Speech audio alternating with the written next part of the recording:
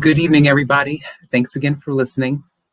My name is Nelson Brown, and I am the host of the Beauty in Us Radio right here on Awesome God Radio. Now, I'm definitely excited. I'm really thrilled to have this discussion tonight. Our discussion tonight is really deep. It's a really deep conversation, but it's a necessary conversation that we need to have. For the entire month of October, we've all been bringing awareness to breast cancer, and we've all had the opportunity to participate in so many activities. You know, right now we're in a voting season. Right now we are in the midst of a pandemic, and we have so many things that we've become so passionate about. And tonight's discussion, it's really it's going to be an informative one, but it's going to be a really difficult conversation to have. So tonight's conversation is going to be about not only breast cancer awareness, but also domestic abuse and child abuse. Now, I pulled up some stats and I was doing my research, and I have a lot of great things to share, a lot of informative material and content to bring to you guys tonight. But first, I want to give you guys an update about everything that's been going on since last week. Just in case you guys don't know, unless you're living under a rock, you know that early voting started yesterday, and I had the opportunity to cast my vote. I went in person. Because I thought it would just be easier, because I wanted to make sure that my vote counted, and I wanted to see it myself. So it was a great opportunity. I stood in line for about 6 hours, exactly 6 hours, actually. I got there and I spent the majority of my day yesterday in line, but it was worth it. You know, it was so crowded. There was no social distancing. The majority of people were cooperating, but like I said, you have those few bad apples that made it difficult for everybody. But like I said, I was up in the cut. I was in the cut. I was suited up, mask, hood, jacket, and everything. It was cold outside. Everybody was kind of like nudged up against each other, and it was just, I had my uncomfortable moments, but it was cold and it was rainy and it was really just groggy outside. But nevertheless, I was able to endure all of that and make it through. I was able to cast my ballot. So I'm thankful and I'm blessed to have the opportunity to vote and to exercise that right that my ancestors and that my all of the African American and Black men and women that came before me fought for.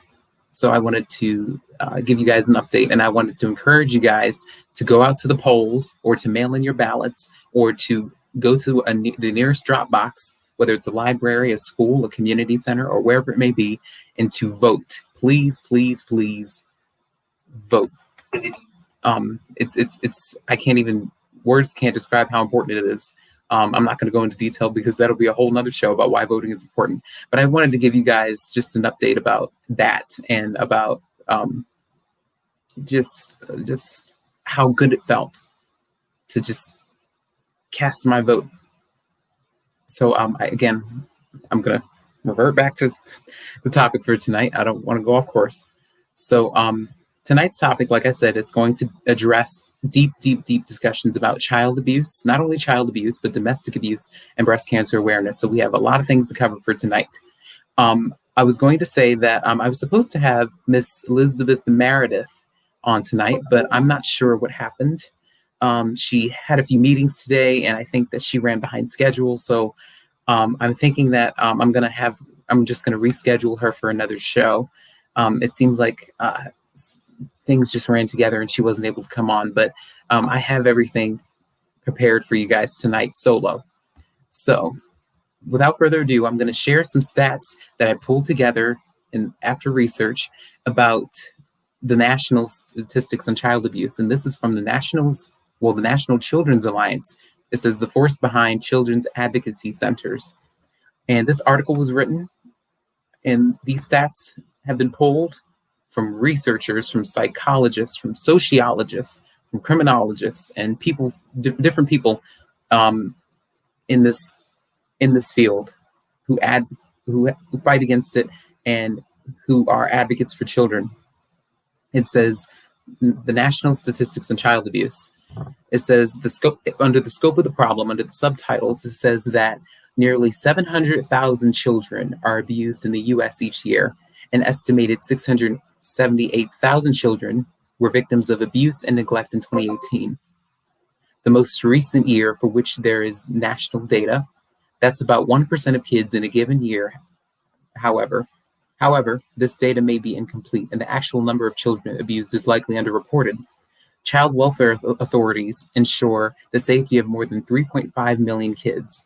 More than 3.5 million children received an investigation or alternative response from Child Protective Services agencies. An estimated 1.9 million children received prevention services. It talks about how child abuse impacts our children. It says the youngest children were the most vulnerable. Children in their first year of their life had the highest rate of victimization of 2.7% of all children that age. It says child abuse is deadly. In 2018, an estimated 1,770 children died from abuse and neglect in the United States. Nationally, neglect is the most common form of abuse. 3 out of 5, nearly 61% of victims were neglected only. More than 10% were physically abused only, and 7% were sexually abused only. Yet the statistics indicate a more complex problem where children experience multiple forms of abuse. In 2018, more than 15% of kids were polyvictimized, which means that they suffered from 2 or more forms of abuse. And yet, there are far more sexual abuse cases, indicating a deeper problem. Investigations state that 243,039 cases involving sexual abuse allegations in 2019, fully 65% of all cases our members carried through. While not all of these cases resulted in a disclosure, charges, or a conviction, it's an indication that the problem of sexual abuse may be larger than federal and statistics show. Now, I'm going to stop right there, and I'm going to just unpack a little bit of that. Like I said before, hi, Ms. Garner. How are you? Thanks for tuning into my show. I wanted to just piggyback on some of the things that I shared and some of the stats that I pulled about child abuse and how it impacts our kids nowadays. I do know that there's actually a song that I played for my IG people, my IG fans, my IG followers. It's called Concrete Angel by Martina McBride, and it talks about a little girl who suffered from child abuse at the hands of her mother. I encourage you guys to listen to that song, but I'm going to read some of the lyrics just to give you guys an idea of what the song's about, and so that you can see how the impact that song has on everything. I definitely think that it's important for us to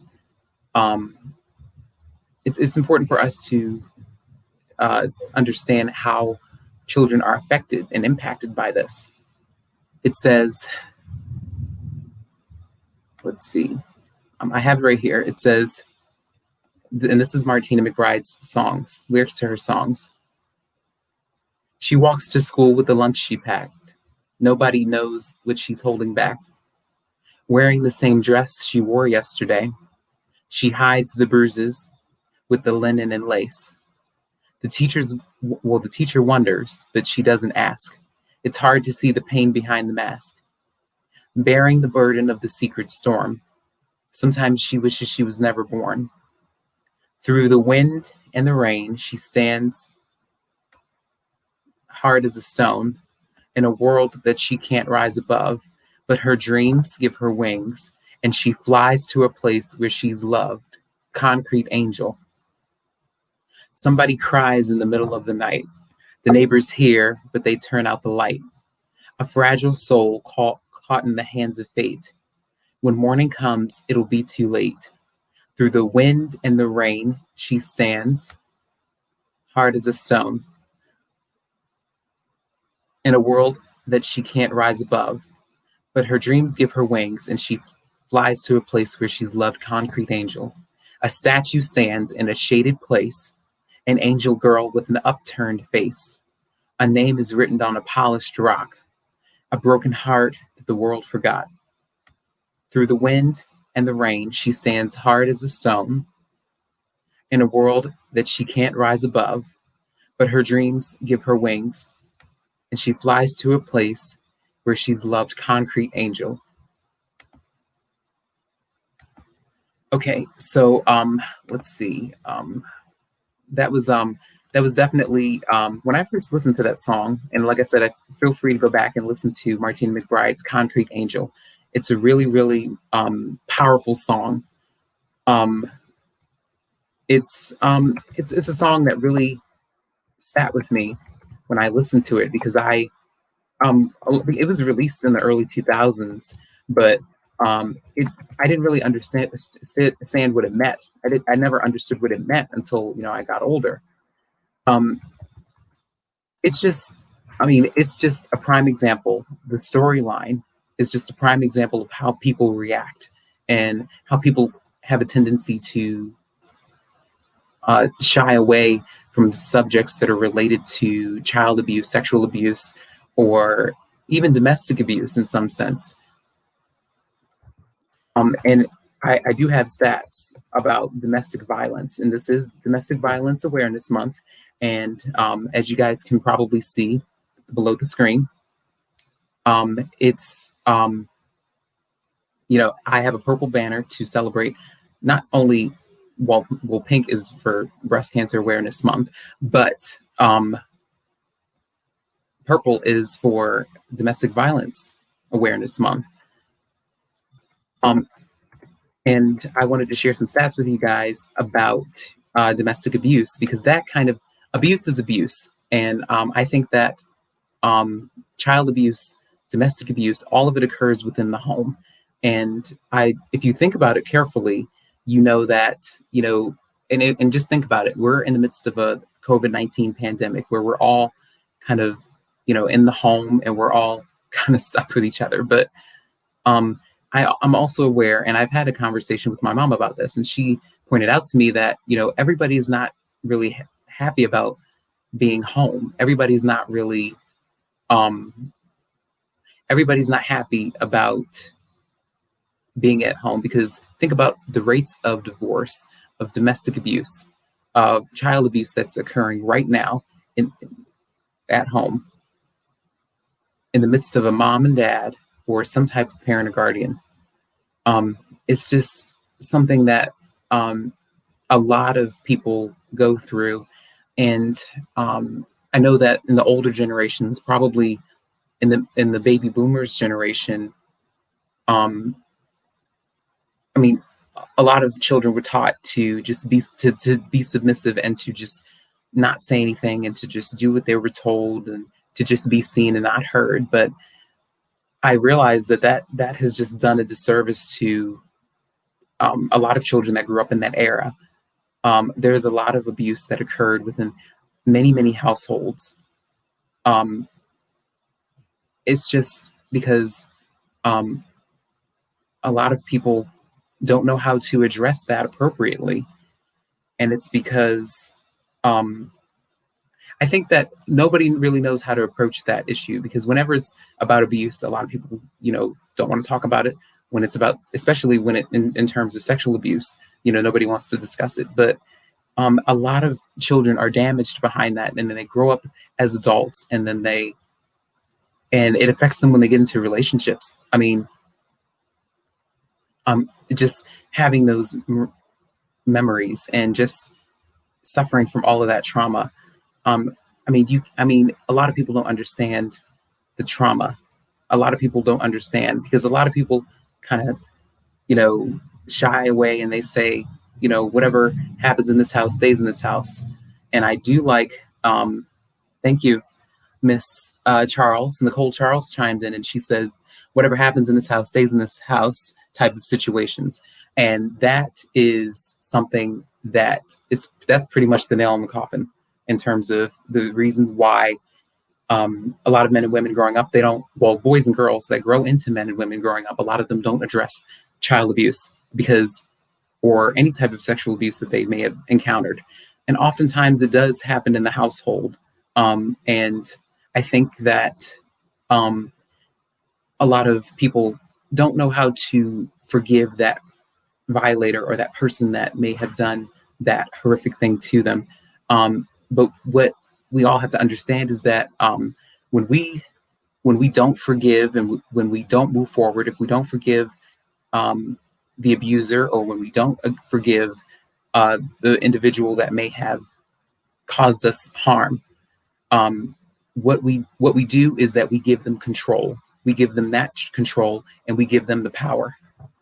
We give them the power, and it affects us when we get into relationships, not just romantic relationships, but with our friends, with our family members.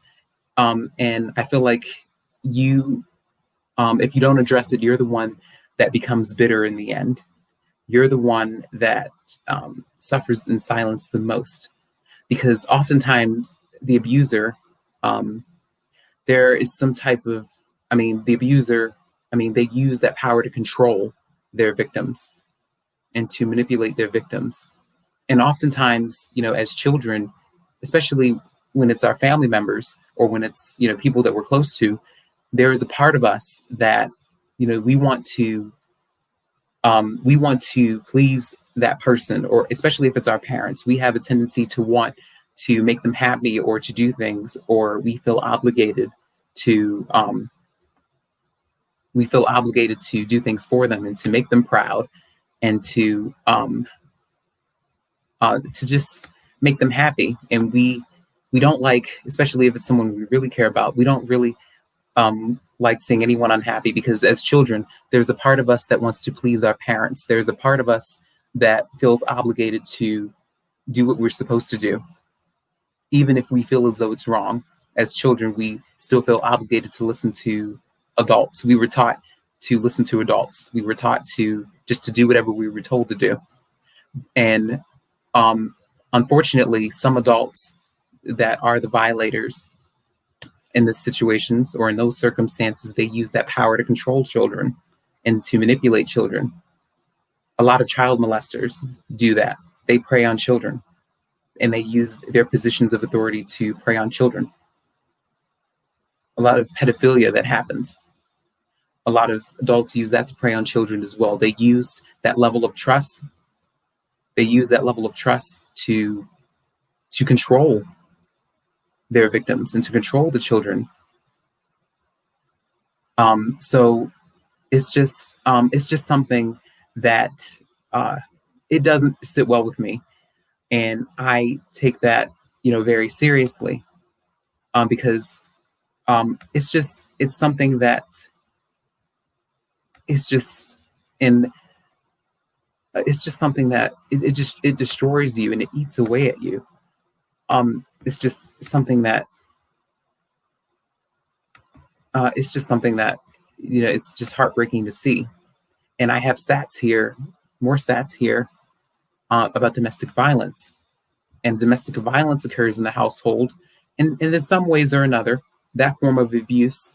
I'll say in all ways, that form of abuse is just as heartbreaking and just as treacherous.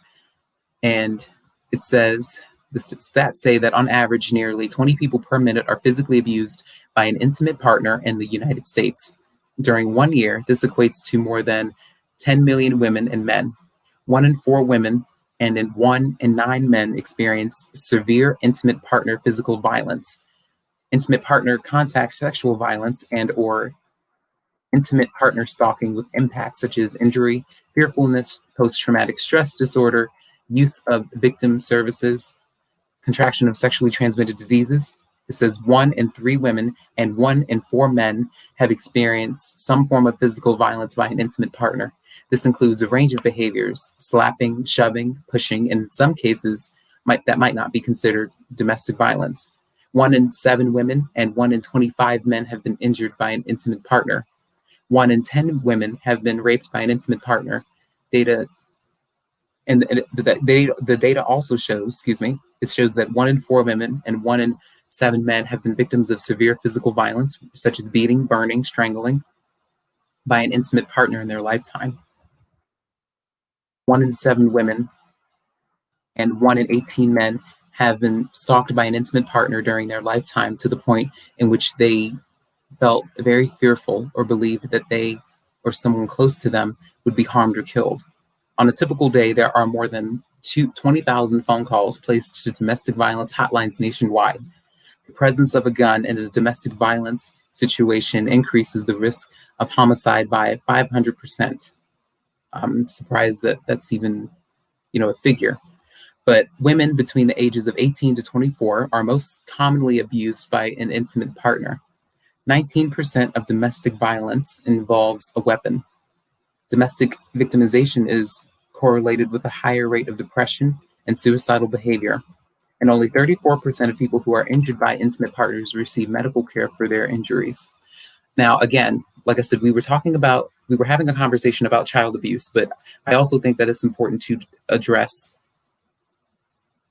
physical abuse and the abuse by partners or people in romantic relationships, the domestic disputes that occur within each household.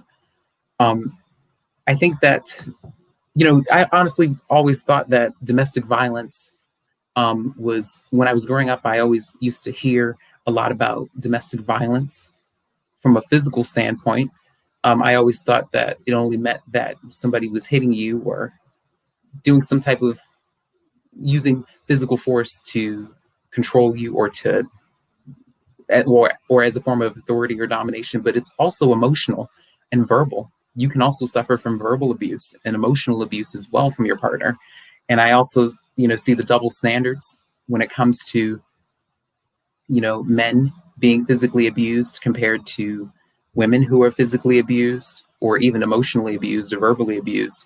And I see the disparities between how men and women treat it, and also between how society views men as victims of domestic violence versus women as victims of domestic violence. I mean, if you look at the pro sports world, in the NFL, there have been cases where, some men have, physically, some of the football players may have been involved in domestic disputes, physical disputes with their male and female partners or spouses. And even, recently there's a football player who was a victim of domestic violence because his girlfriend was physically abusive, and he was too ashamed, to address that to anyone. So it's just it can be such an abstract thing to consider when we talk about this, whether it's child abuse or whether it is physical abuse, domestic abuse. There are so many stats. I can't share all of them because I don't have the time to, but it says that, it just talks a lot about a lot of these stats, and feel free to go back and do your own research. But, I just think that an unhealthy relationship is an unhealthy relationship, whether it's whether you're being physically abusive, mentally abusive, emotionally abusive. Abuse is abuse to me, whether it's coming from a man or whether it's coming from a woman. And I was always taught that as a male, if you ever get into a heated argument with, a female, you walk away from the situation. But I know that a lot of people aren't taught that. And a lot of people don't know how to resolve conflicts without being violent and without using physical force to get their point across. And I've never been in that position. I've never been in a position where I put my hands on anybody. I never put my hands on anybody at all. I've always talked about it and resolved disputes in a civil manner. But I know that everybody's not in that position. Some people have bad tempers. They may not have good tempers. They may not have the tools that they need to talk about disputes appropriately.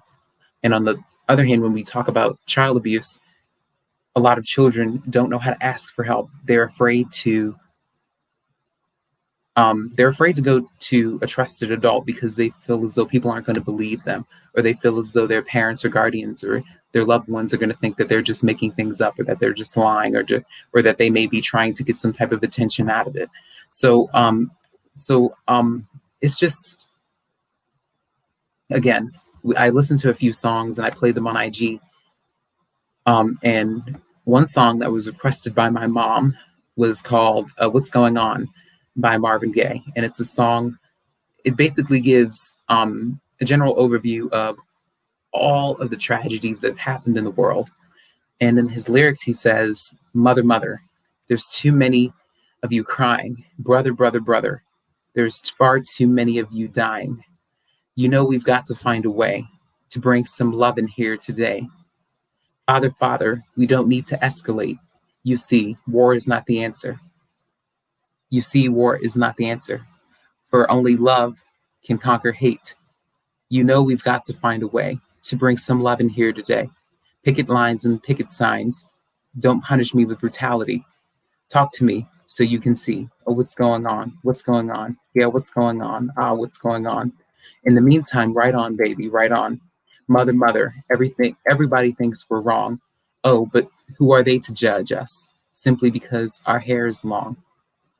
Oh, you know we've got to find a way to bring some understanding here today. Picket lines and picket signs. Don't punish me with brutality. Talk to me so you can see what's going on. Yeah, what's going on?" And he pretty much repeats himself for the rest of the song. So again, I encourage you guys to just listen to some of these songs and to just listen to the lyrics and to listen to the stories and the messages that they send so that it can become easier to comprehend. Let's see. Okay. It looks like usually I take my break around this time, but I'm going to invite her on. She looks like she's on. Hello. Hi, Miss Meredith. How are you? How are you, Mr. Brown? I'm good. Great to meet you. Yeah, it was great to meet you too. I knew that you were in a meeting. I figured that you kind of fell behind on some things. I didn't know what your time zone was because I know that you live in Alaska.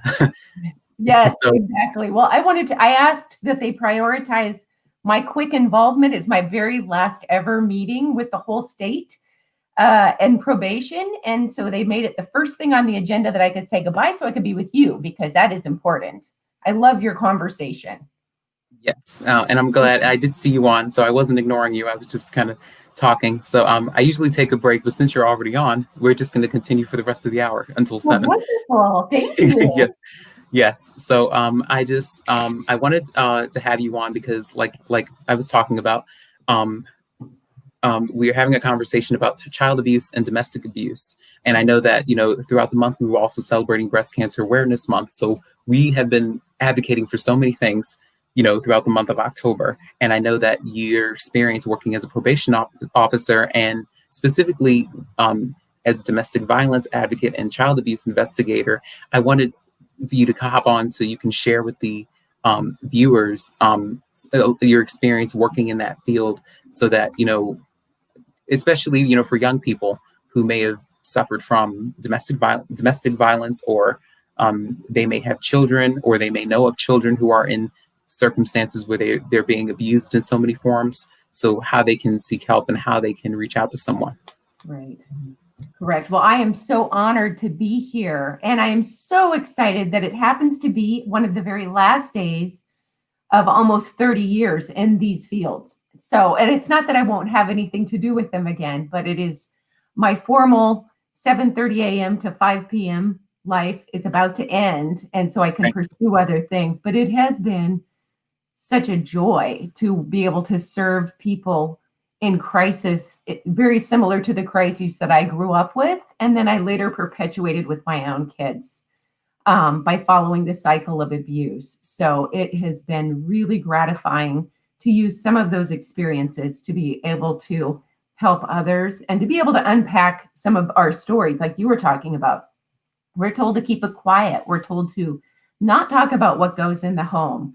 We're told that there are secrets maybe, or we don't want to get mommy and daddy in trouble if it's child abuse or domestic violence that children are witnessing. And that kind of stuff is very devastating to children and their development later. And it's hard on all of us. So it has been a really great thing to be on the other side of letting people tell their stories. And I don't want to talk too much so that you can't ask questions, but that's some of what, I can go backwards and tell you how I got into work or whatever you like, but I don't want to guide this. So sorry. Well, yes, thank you thank you so much for hopping on. I did want to ask you, how old were you, or when was there? How old were you when you decided to enter into this field for a living? So, when did this become your passion? It happened in my 20s. I was a person who grew up in a home that was very volatile. And we had a lot of splinters with kids that were half siblings, which is just fine. But like some people didn't know who their dad, they didn't know their dad or have a relationship with their dad. And I didn't know who my dad was till I was 20. And there was a lot of abuse and chaos, and then parental kidnapping. And I remember as a tiny little child thinking, I was very judgmental, but thinking I will not be like these people that I'm around right now. When I get older, I am going to have a stable house and I'm going to be a mother, and my kids will never be subjected to domestic violence or divorce or child kidnapping, but parent to parent, none of that. I just thought I'm going to be the different one. And without doing the work or asking for help or taking a lot of time to know about why these things happen in life, I turned around and repeated all of those patterns. So I married young, was in an abusive marriage, left my former husband thinking that was the answer after we had 2 kids together. We have 2 little girls at that point, my early and mid 20s. So when I left, I thought, well, that's the end of the abuse. You can't strangle me in front of the kids any longer. That's the end of that. Not realizing that sometimes leaving is the thing that perpetuates and instigates even more abuse. And so I went and stayed with my children in a battered women's shelter. And it was there that I got a lot of information and support and decided to finish what I had started, which was a journalism degree. So I was on Section 8 housing and food stamps and all of those things. My husband was true to his word that he would never support us. And things kept getting worse and worse in my relationship with my children's father. Even though we were separated, the more successful I became, the more close I became to finishing college, the scarier he got. So he wouldn't visit or see the children as regularly as he was allowed. But when he did, he'd say things like, your mom's going to die and she's going to hell. Or your mom's not going to want you anymore. Your mom's not going to want you anymore. She's going to find someone else. You're not going to be anything to her. And then one day, 4 years after I left him, he took the kids and disappeared out of country. But by then, I'd already started what you talked about, was the desire to help other women in my situation and other people. So I worked in a domestic violence, the very agency that helped me, that I had stayed with when my kids were tiny. So I had a job there. And that's when I really knew, you know what, this is a passion. People don't just know how to break out of intergenerational cycles. It takes more than that. It takes information. It takes support. Sometimes it takes supportive programming. And it takes a mentor. So I loved my work. I loved it. Working, I wasn't working in the shelter itself, but with giving trainings to police officers and judges and working with women who wanted the information and support so they could make up their own minds on what to do with their relationship. And it was a couple of years into that job that he took our children and disappeared out of country. So I already had a wonderful job, and I'm so glad I had it. I think I will say something about working with child abuse or domestic violence or in probation, any kind of work like this. Certainly, you're not going to get rich, which is fine. But I have never woken up in 30 years and said, what's the point of my life? Oh, this is going to be boring. Oh, I know what to expect today. It's so exciting to meet new people who ask for support and to sit with them as they are able to make the journey toward growth. And so they were with me. That job kind of held me together as I was able to eventually reunite with my children 2 years later. I realized that I needed to do something more and different. 7 years into being a domestic violence advocate, I went to be a child abuse investigator. And I saw a lot of those same children that we had seen in the shelter. And sometimes what we learned was it wasn't always the person who abused the partner that was abusing the children. Sometimes it was the abused partner abusing the children. You know, the stress and chaos of domestic violence really inspires more abuse if we're not careful. So I did that work for as long as I could, which was not long. It was about, the national average is about 18 months. And I was doing an internship with adult offenders. I was getting my master's degree at that point. My daughters were back. They were learning to speak English again. We were in counseling. I had a paper out in the morning, worked full time, going to graduate school at night because getting out of poverty was really important for me. And I loved working with adult offenders, but I realized that with juveniles, with kids, you have so much opportunity to make inspiring changes because kids' brains don't develop till they're, well, quite honestly, late 20s. Often our brains aren't fully developed. And so there's so much room for growth and movement and change should they want to. And so at the last minute, as I was about to be hired in adult probation, I chose juvenile instead and never looked back. And so at a job in probation or in criminal justice, you do work with victims still. I work closely with victims. I work with offenders, but I also work with the community and try to connect the dots so that everyone feels included. Everyone understands that their impact about their behavior, it matters. If we do something, any one of us, if we do something horrible to another person, that's greatly impactful to many more people besides their original victim. But on the other hand, when they learn to do great things or do other great things in their lives, there's much room for them giving back to the community and to show their strength. Sorry about my cat wanted to be involved. To show their strengths and their gifts. And we need to see them. We want to see them. And one exciting thing about being a part of juvenile probation is we can go to high school graduations. We can stay in touch later when they become parents, should they choose. We can celebrate them because sometimes they didn't have anyone to celebrate them growing up. And we can try really hard to give them every tool they have at our resource, at our access, so that they don't end up in the adult system. Yes, you shared a lot, and I definitely appreciate you, and I honor you for the work that you do. I know that it is not an easy job. I know that everybody who enters into this field, everybody doesn't have the passion for it. Some people just do it for the paycheck, or they just do it and say this is my 9 to 5. But I definitely do think that you have to have a passion behind it in order to, because you have to see and deal with a lot, working in this field. Correct. I wanted to ask a question about just as a young person, because as young people, we don't really, I know that a lot of times there's domestic abuse that happens, and it can happen at, with people of any age, but it definitely has an impact on young people because a lot of young people don't really know the signs of an abusive partner.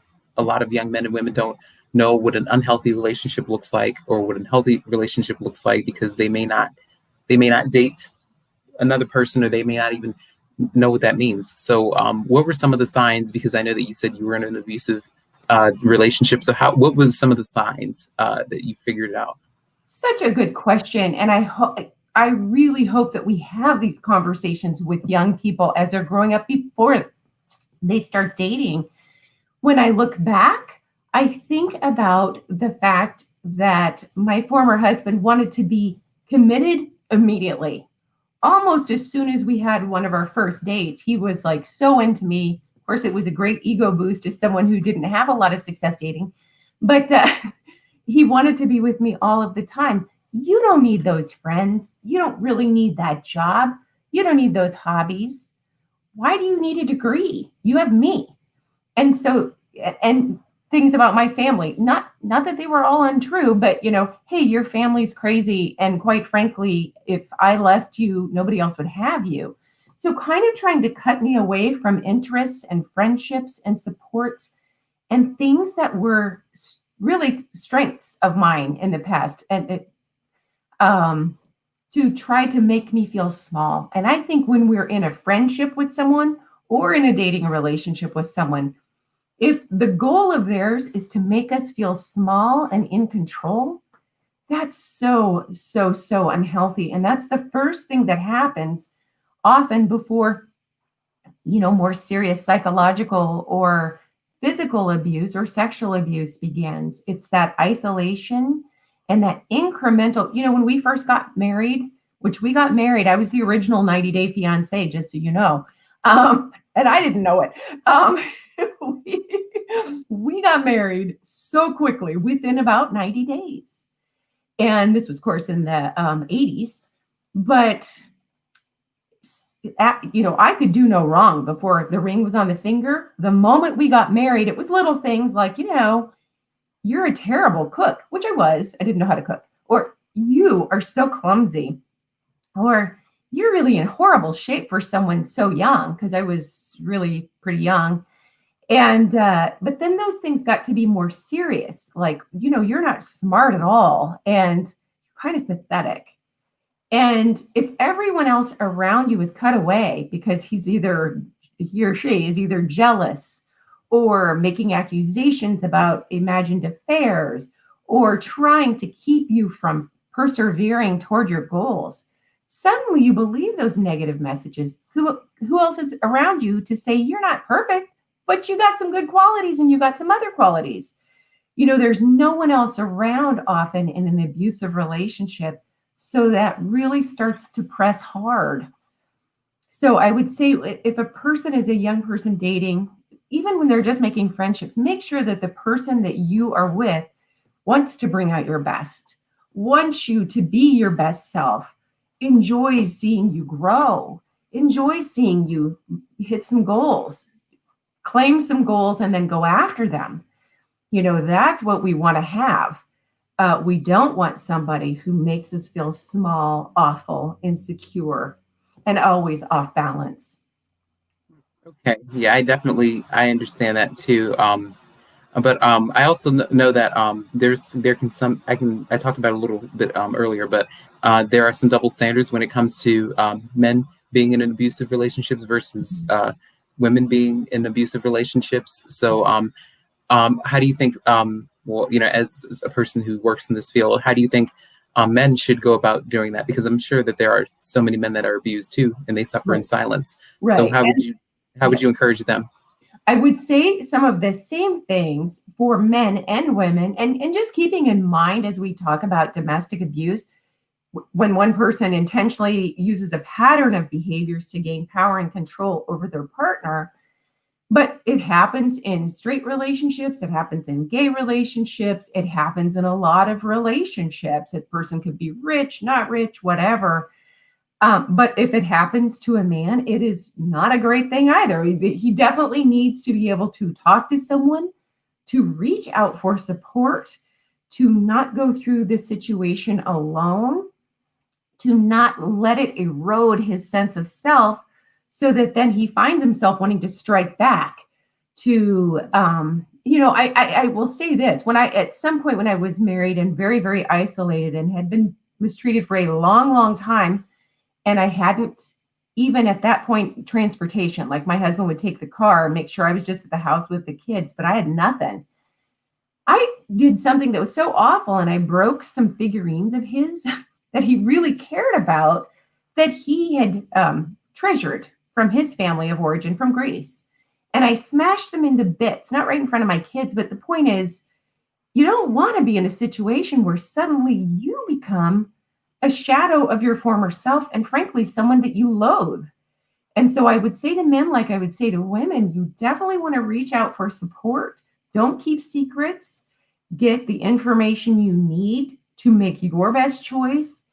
And really don't feel ashamed about it. And there's no shame, but there is a lot of danger. And there's a reason that I say reach out and get support. Sometimes in relationships where it's been primarily emotionally abusive, when a person decides to leave that relationship, it can escalate. So just before and just after leaving that relationship, that's when the violence gets untenable. It becomes terrifying at times. Not always, but at times. And so I would say it's nice to have some neutral party to bounce things off of, like a domestic violence advocate. And even if they don't go in person with COVID, most of us can't go anywhere in person, but you can still get resources online and have someone to talk to or text with and get information and support and make their best choice. Yes, absolutely. And I definitely understand all of that because I've never been in like a real romantic relationship before, and I just want to know all of these signs before I start, dating, and before I start, entering into relationships. I don't want to go in blindsided. And I know that a lot of other young people are feeling the same way, but I think that a lot of young people, they stay because they want to change that person, or they want to just wait, and they want to say, okay, no, he still loves me, or she still loves me. They're going to change, they're going to get it, they're going to understand. We just have to wait and wait. And they don't understand, like I said, they don't know the signs because they don't meet other people, they don't date other people. So I definitely understand that. But now in regards to child abuse, like we were talking about earlier, I know that the people who know of the child, the boy or the girl's circumstance, and they choose not to say anything, or they sweep it under the rug, or they pretend like it's not happening. I know a lot of times they are considered to be bystanders in circumstances like that. So how would you respond to people know who know the child's circumstance, like if it's a teacher, a counselor, a principal, a coach, or somebody like that, who's being a bystander in that situation, or they may not know how to go about doing that because they don't want to shine a negative light on themselves, or they don't want to make anybody look bad. So how would you respond to them?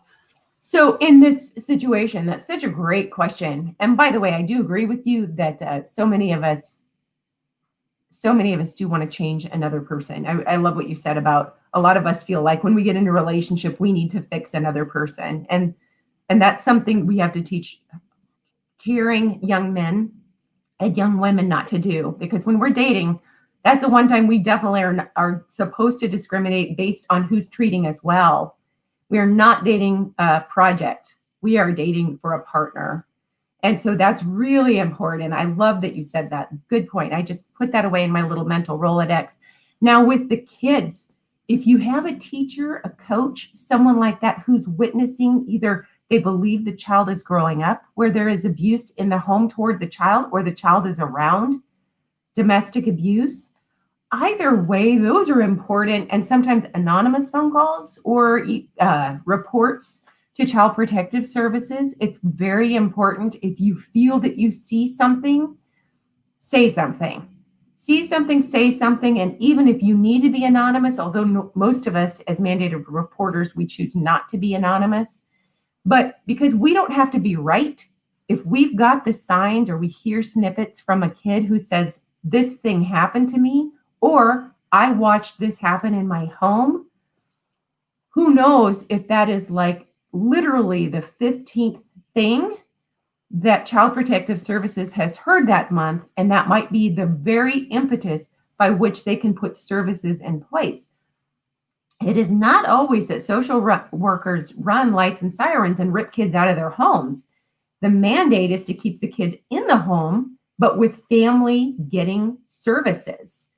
And so this is one of those rare circumstances where a social worker could legitimately ask someone, could you please go to anger management, or you need to, or I will take the kids. Could you get some victim services? Can we get some services in the household so there's more people helping and alleviating some of this pressure? It's amazing what we can do when we make those reports. It's awful when we find out later that kids are killed. And, you see that in the news every week. I mean, just the last couple of days, we see in the lower 48, that's what we call in Alaska, other states, but we see that those, that a couple of siblings were killed and two more were found alive. It happens so often in child abuse and domestic violence situations. And there are so many people at the end of those situations saying, man, I saw this was going badly, but I didn't make a report, or I did, but maybe not enough happened. It's hard to live with. So it's much better to say, I made a report on what I suspected. I let someone else do the investigation. And I just do everything that I can, and I always let someone know, you don't have to keep secrets. And it's not your fault. I think a lot of times when I worked in domestic violence with children in our agency, the kids would feel like, it's my job to protect my mom or my dad. It's my job. I love them and it's my job. And they told me not to tell anyone. And so they're holding so much shame. And when we can tell them, it's never your fault what happens, you are not alone. And if it's not your fault, then it's not your fix. And so let's get you to be able to talk to someone and unload some of that. And you get to love both parents, whether one is a perpetrator and one is a victim or whatever. Doesn't mean you can't love both, but we need to have some conversation and services in place to help the child. It affects their learning. It affects their school. It affects how they can concentrate. And, a lot of times kids in domestic violence situations at home go to school and have been diagnosed with ADHD, when in fact the distractibility and anxiety and all of that comes from something far different.